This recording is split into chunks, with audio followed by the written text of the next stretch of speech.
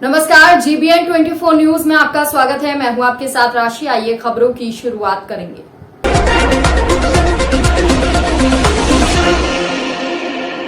अमेठी में पुलिस का ऑपरेशन लंगड़ा जारी है। देर रात कादूनाल के जंगल में पुलिस और बदमाशों के बीच मुठभेड़ हुई। पुलिस ने 25,000 के नामी बदमाश के साथ आधा दर्जन बदमाशों को गिरफ्तार किया। गोली लगने से नामी बदमाश और उसका एक साथी घायल हुए, जबकि एसओजी प्रभारी धीरेन्द्र वर्मा के हाथ में गोली लगी। पुलिस ने सभी घायलों को इलाज के लिए जगदीशपुर सीएचसी में भर्ती कराया है।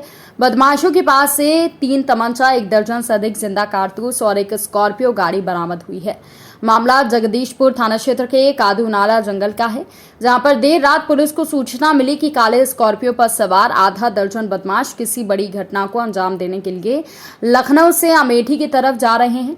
मुखबिर की सूचना मिलने के बाद हरकत में आई एसओजी टीम और जगदीशपुर और मुसाफर खाना पुलिस ने कादूनाला के पुराने हाईवे पर स्कॉर्पियो सवार बदमाशों को घेर लिया। अपने को घिरता देख बदमाशों ने पुलिस पर गोलियां चलाना शुरू कर दी। जवाबी कार्रवाई में पुलिस ने भी गोली चलाई। इसमें 25,000 के नामी शातिर अपराधी महेश सिंह, उसके एक साथी अनुज प्रताप सिंह को भी पैर में गोली लगी, जबकि एसओजी प्रभारी धीरेन्द्र वर्मा को बाएं हाथ में गोली लगी। गोली लगने से घायल दोनों बदमाश और एसओजी प्रभारी को पुलिस ने इलाज के लिए जगदीशपुर सीएचसी में भर्ती कराया है। बताया जा रहा है कि घायल बदमाश महेश सिंह ने करीब 3 महीना पहले अपने साथियों के साथ मिलकर इसी थाना क्षेत्र में अलमारी से भरी डीसीएम को लूटा था और घटना के बाद महेश फरार हो गया था। वहीं मौके पर अपर पुलिस अधीक्षक ने कहा कि एसओजी को सूचना मिली कि कुछ अपराधी काले रंग की स्कॉर्पियो पर सवार होकर लखनऊ से अमेठी की तरफ आ रहे हैं, जिसके बाद कादूनाला के जंगल में पुराने हाईवे पर इनकी घेराबंदी की गई। घेराबंदी देख बदमाशों ने पुलिस टीम पर फायरिंग कर दी। सभी को इलाज के लिए अस्पताल में भर्ती किया गया है, जहां पर सबकी हालत खतरे से बाहर है। 2 घायलों समेत कुल 6 बदमाशों को गिरफ्तार किया गया है। महेश सिंह पर 13 मुकदमे दर्ज हैं। कुछ मुठभेड़ें हैं, क्या है पूरा मामला उसमें? देखिए, आज शाम लगभग 9:30 बजे एसओजी टीम को सूचना मिली कि काले स्कॉर्पियो से लखनऊ की तरफ से कुछ बदमाश चले आ रहे हैं। इस सूचना पर एसओजी टीम और जगदीशपुर की टीम, मुसाफिर टीम ने उस गाड़ी को रोकने का प्रयास किया, तो पुलिस टीम पर उन्होंने फायरिंग कर दी और भागने लगे। जवाबी फायरिंग में 2 बदमाशों को पैर में गोली लगी है। एसओजी प्रभारी भी घायल हुए हैं। इनके कब्जे से 3 तमंचे, 315 बोर के 1 12 बोर बरामद हुआ है। इलाज चल रहा है, खतरे से भी बाहर है। जो बदमाश घायल है, क्या उसके पूर्व में कुछ इनके ऊपर इनामी घोषित किए गए? क्या महेश सिंह है, उस पर गैंगस्टर में 25,000 का इनाम है, वो फरार चल रहा है। कितने मुकदमे दर्ज अगर देखा जाए इन लोगों के खिलाफ अभी तक? महेश सिंह पे 13 मुकदमे हैं और कुल 6 बदमाश गिरफ्तार हुए हैं। एक अनुज प्रताप सिंह भी घायल हुआ है, पैर में गोली लगी है और अभी इनकी क्लोनिस्टी पता करा जाए। अच्छा, ये लोग करते क्या थे? ये बदमाश की सूचना मिली थी और जैसा कि वो जानते हैं कि एक गैंगस्टर का मुकदमा था, 13 मुकदमे थे, अभी छानबीन की जा रही है। इसके पहले ये लोग भी लूट का ऐसे काम करते थे, क्या आज ऐसी भी कोई योजना तैयार की जा रही थी इन लोगों द्वारा? निश्चित रूप से कोई बड़ी घटना करते ये लोग, इकट्ठे को बदमाश आ रहे थे और 4 असलहे भी थे, तो निश्चित रूप से कोई बड़ी घटना करते हैं। तो कोई फरार तो नहीं इसमें? 6 लोग गिरफ्तार हो गए? 6 लोग गिरफ्तार हो गए। लखनऊ में चोरी ऊपर से सीना जोरी कहावत को चारितार्थ करते हुए थाना प्रभारी हसनगंज एसएचओ हसनगंज मारपीट की घटना से इनकार कर रहे हैं, जबकि वीडियो में युवक साफ चिल्लाता हुआ नजर आ रहा है। बड़ा सवाल यह है कि क्या कोई होर्डिंग फाड़ने वाला अपनी पिटाई के इंतजार में वहीं बैठा रहेगा, जबकि उक्त युवक स्थित गैलरी पर ही बैठा था। जब लोगों ने मारना शुरू किया, पार्षद के साथ अन्य लोगों ने बगैर पड़ताल कर युवक की जमकर धुनाई की। युवक चिल्ला चिल्लाकर सफाई नहीं आना मारने वालों को रहम। लेकिन आपको बता दें कि पुलिस पूरे मामले को नकार रही है, जबकि मुख्यमंत्री का आदेश है कि अन्याय करने वाले नपेंगे, चाहे डीएम एसपी ही क्यों ना हो, जिस पर एसएचओ हसनगंज घटना का वीडियो मांग रहे हैं। साथ ही शिकायतकर्ता को भी अब कहां ढूंढा जाए, शिकायतकर्ता को पुलिस की जिम्मेदारी सिर्फ वसूली करना है। सपा मुखिया अखिलेश यादव पर भाजपा प्रवक्ता ने निशाना साधा है। उन्होंने कहा कि अखिलेश यादव के चिंतन में जाति से आगे अभी कुछ नहीं जाता। बार बार गोरखनाथ पीठाधीश्वर की जाति बताकर वो अपमानित करने का प्रयास करते हैं। उन्होंने कहा कि प्रदेश को अन्य घटनाओं पर नहीं जाते, लेकिन जहां उनको अपना सजातीय दिख जाता है वो लाश पर रोटियां सेकने वहां पहुंच जाते हैं। आजम खान आज अपने कारनामों की सजा भुगत रहे हैं जेल की सलाखों के पीछे, लेकिन समाजवादी पार्टी जिसके साथ सत्ता में रहते हुए इन कारनामों को अंजाम देने का काम किया, आज वो समाजवादी पार्टी ने न जाने क्यों उनसे मुंह मोड़ लिया है, उनको अलग थलग छोड़ दिया है। और इसीलिए आज जब समाजवादी पार्टी का प्रतिनिधिमंडल उनसे मिलने गया तो समाजवादी पार्टी के प्रतिनिधिमंडल को उन्होंने नकार देने का काम किया, उससे मुलाकात नहीं की। लेकिन कोई भी उनसे मुलाकात करे, ये जेल नियमों मैनुअल्स के हिसाब से ही उनकी मुलाकातें होती रहेंगी, लेकिन वो किसी से भी मुलाकात करे, उनके पापों का बोझ उनसे कम होने वाला नहीं है, बल्कि जो गरीबों के साथ उन्होंने अन्याय किया है उसकी सजा उनको लगातार मिलती रहेगी। केंद्र सरकार परिषदीय और अशासकीय सहायता प्राप्त माध्यमिक विद्यालयों में कक्षा 8 में अध्ययन करने वाले विद्यार्थियों के लिए राष्ट्रीय आय और योग्यता आधारित छात्रवृत्ति परीक्षा आयोजित कराती है, जिन्होंने जलालाबाद में भगवान श्री परशुराम की जन्मस्थली का निरीक्षण करते हुए उसे पर्यटन स्थल घोषित करने की घोषणा की। इस घोषणा से जलालाबाद समेत सभी जनपदवासियों में खुशी की लहर दौड़ गई। कई दशकों से उठ रही इस मांग को कैबिनेट मंत्री सुरेश खन्ना और जितिन प्रसाद की मौजूदगी में पूरा किया गया। पर्यटन मंत्री इसके बाद शहर के विसरात घाट स्थित हनुमत धाम पहुंचे, जहां कैबिनेट मंत्री जितिन प्रसाद और सुरेश खन्ना के साथ उन्होंने पूजन अर्चन किया। इसके बाद शहीद संग्रहालय और शहीद उद्यान पार्क का निरीक्षण करने पहुंचे। जिले की पिछड़ी तहसील में गिनी जाने वाली जलालाबाद तहसील, जहां भगवान श्री परशुराम की जन्मस्थली है, अब उसका कायाकल्प पर्यटन स्थल के रूप में किया जाएगा। हालांकि गंगा एक्सप्रेस वे भी जलालाबाद तहसील से ही होकर गुजर रहा है और अब पर्यटन स्थल घोषित होने से यह तहसील पर्यटन हब के रूप में जानी जाएगी। जलालाबाद में आज भ्रमण किया है, क्या परशुराम जन्मस्थली को पर्यटन स्थल घोषित किया है? बताइए माननीय मंत्री। आज माननीय पर्यटन मंत्री जयवीर जी का आगमन शाहजहाँपुर जनपद में हुआ और सर्वप्रथम जो मंत्री के रूप में पर्यटन मंत्री के रूप में हुआ है वो परशुराम जी की जन्मस्थली में उनका वहाँ को एक पर्यटन स्थल विकसित करने के रूप में प्रारंभिक घोषणा की गई है, जिसके अनुसार विभाग के अधिकारी आके पूरा सर्वेक्षण करेंगे और रूपरेखा तैयार करेंगे, ताकि इस क्षेत्र की और इस पूरे इलाके की जो लोगों की भावनाओं का सम्मान करते हुए मैं हृदय से धन्यवाद देता हूं जयवीर सिंह जी का कि उन्होंने ये हम लोगों की शाहजहाँपुर पहली बार में कुछ क्या कहना चाहेंगे? बता दिया माननीय मंत्री ने, वही सब हुआ।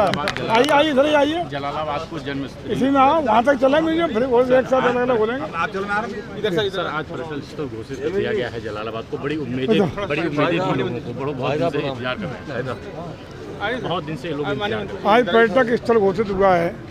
बाकी का माननीय मंत्री आप दीजिए, इधर आप आओ। जी बड़े भाई के निर्देशानुसार आज हम लोग पर्यटन स्थल के रूप में महाराजा अपने परशुराम साहब का, भगवान परशुराम जी के जो स्थल है उसको पर्यटक केंद्र के रूप में विकसित करने का आज घोषणा की गई है। अधिकारियों की टीम हम लोग भेजेंगे, पूरा व्यापक रूप से सर्वेक्षण और उसके लिए प्रयोग तैयार होगा। आगे की विकास की परियोजनाएं स्वीकार की जाएंगी और साथ ही साथ उसमें बड़े भाई का पूरा सहयोग रहेगा, पीडब्ल्यूडी का पूरा सहयोग रहेगा। वहाँ का जो छोटा सकरा सा रास्ता है उसको भी विकसित करने का माननीय पीडब्ल्यूडी मंत्री के द्वारा प्रयास कराएगा। बाकी सब संरक्षण माननीय बड़े भाई कराएगा। वित्त के मालिक है, खजाने के मालिक बड़े भाई, सारी मालिकी इनकी उसमें यूपी के शाहजहाँपुर की तहसील जलालाबाद में आज पर्यटन एवं संस्कृति विभाग के मंत्री जयवीर सिंह पहुंचे, जिन्होंने जलालाबाद में भगवान परशुराम की जन्मस्थली का निरीक्षण किया। रविवार को आयोजित परीक्षा में विकासखंड के 91 विद्यार्थी सम्मिलित होने के लिए वेणी माधव विद्यापीठ बालिका इंटर कॉलेज हरदोई गए और यहां पर बासा की ग्राम प्रधान संपूर्णानंद ने बसों को हरी झंडी दिखाकर परीक्षा केंद्र के लिए रवाना किया। इस दौरान उन्होंने कहा कि विद्यार्थियों को हरदोई भेजने के लिए 2 बसों की व्यवस्था की गई है। दोनों बसों में 83 बच्चों को परीक्षा देने के लिए भेजा गया है। बताया गया कि बच्चों के अल्पाहार की व्यवस्था बासा community library and resource centre के द्वारा की गई है। ग्राम प्रधान ने बताया कि बच्चों को परीक्षा केंद्र तक ले जाने में शिक्षक आशुतोष कुमार, आशीष कुमार, प्रवीण कुमार और HCL फाउंडेशन ने सहयोग किया। गर्मी का सीजन शुरू होते ही जंगल में आग लगने का सिलसिला आम हो जाता है, जिससे वन विभाग के कर्मचारियों की अटकलें तेज हो जाती हैं। साथ ही दमकल विभाग को भी चौकन्ना रहना पड़ता है। जंगल में अधिकांश शरारती तत्व आग लगा देते हैं या फिर खेतों के ऊपर से गुजर रही विद्युत लाइन में किसी प्रकार का फॉल्ट हो जाने से खेतों में आग लगना स्वाभाविक होता है। इससे पर्यावरण को नुकसान पहुंचता है और बिजनौर कोतवाली शहर के दिल्ली पौड़ी नेशनल हाईवे पर पूर्व सपा विधायक रुचि वीरा के खेत में अज्ञात कारणों के चलते भयंकर आग लग गई, जिसमें खेत में खड़ी गन्ने की फसल जलकर राख हो गई। वहीं हाईवे से गुजर रहे एक दमकल कर्मी ने इस आग को देखा तो तुरंत दमकल कर्मियों को सूचना दी, जिसके बाद मौके पर पहुंची दमकल की टीम आग पर काबू करने का प्रयास कर रही है। मेरा नाम अभयराम जी, फायर स्टेशन बिजनौर जी। मैं सरकारी कार्य से पुलिस कार्यालय जा रहा था जी। तो मैंने देखा कि इधर बहुत तेज आग लग रही थी और धुआं चल रहा था। तो मैं इधर मौके पर आया तो मैंने जैसे देखा कि गन्ने के खेत में आग जल रही है तो मैंने एकदम अपने मोबाइल से फायर स्टेशन बिजनौर को सूचना दी और वहाँ से गाड़ी मंगवाई और आग बुझाने का कार्य शुरू कर दिया। फिर पूछताछ करी गांव के प्रधानों से, आसपास से पता चला कि ये खेत पूर्व विधायक रुचि वीरा जी का है और अग्निशमन कार्य जारी है, अग्नि नियंत्रण में। बिजनौर पुलिस अधीक्षक डॉक्टर धर्मवीर सिंह, अपर पुलिस अधीक्षक नगर डॉक्टर प्रवीण रंजन सिंह और पुलिस अधीक्षक ग्रामीण राम अर्ज के निर्देशन में रिजर्व पुलिस लाइन ग्राउंड में आगामी त्योहार को शांति व्यवस्था में दृष्टिगत जनपद पुलिस को सशक्त करने के लिए बलवा ड्रिल की रिहर्सल यहां पर कराई गई। रिजर्व पुलिस लाइन ग्राउंड में बलवा ड्रिल रिहर्सल में जो खामियां रह गई हैं उनको दूर करने के निर्देश दिए गए। रिहर्सल करने के लिए पुलिस ग्राउंड में पुलिस के जवान का एक गुट जो कि प्रदर्शनकारी बना हुआ था और पुलिस प्रशासन हाय हाय के नारे लगाते हुए आगे बढ़ रहा था। इनको रोकने के लिए पुलिस लगातार प्रयास कर रही थी, जो कि आमतौर पर प्रदर्शनों में होता है। पुलिस को प्रदर्शनकारियों पर आंसू गैस के गोले और लाठी भांजनी पड़ती है जब प्रदर्शनकारी पुलिस पर पथराव करते हैं। तो इसी से संबंधित रिहर्सल आज आला अधिकारियों के निर्देशन में पुलिस ग्राउंड पर कराई गई। ड्रिल का ट्रेनिंग के तौर पर आयोजन किया गया।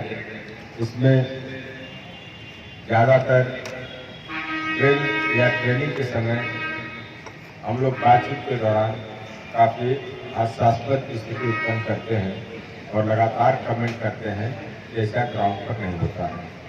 लेकिन मैं आपको ये बताना चाहता हूँ कि जब मौके पर फील्ड में आपके कार्यक्षेत्र में जब इस प्रकार की घटनाएं होती हैं तो जो बलवा ड्रिल के मुताबिक अगर आपकी लिखा पढ़ी होती है तो वो अकाट्य होता है। स्टेप बाय स्टेप जब भीड़ उग्र हुई, जान माल के नुकसान की स्थिति उत्पन्न हुई तो उसके हिफाजत के लिए जब आपने बल का प्रयोग किया, किस स्तर के बल का प्रयोग किया, लास्ट में फायरिंग होता है। बीच बीच में आपने क्या चेतावनी दिया, क्या अलर्ट दिया और पानी की बौछार, एलआईयू, घुड़सवार हर जगह नहीं रहता है, लाठी फिर गोली, इसका स्टेप बाय स्टेप आपने अगर इस्तेमाल किया है और लिखा पढ़ी में और एविडेंस आपका एकत्रित है, आपका बाल बांका नहीं होता है। इस बात को सदैव ध्यान रखें। दूसरी बात, इन सब ड्रिल से एक ध्यान देने वाली बात यह है कि आपके एंटी डाइट इक्विपमेंट, आपकी तैयारी दुरुस्त रहनी चाहिए। ये सब तैयारी के लिए भी एक रिहर्सल होता है। आपने देखा होगा जब बलवा पार्टी गई तो एल्बो सिंगार से लेकर के हेलमेट, वाइजर लगा हुआ सारी चीजें आपके साथ होनी चाहिए थी। एंटी राइट गन जो अस्त्र गैस था, एक तो फायरिंग नहीं हुआ, ये भी आपके लिए धोखे का काम करता है।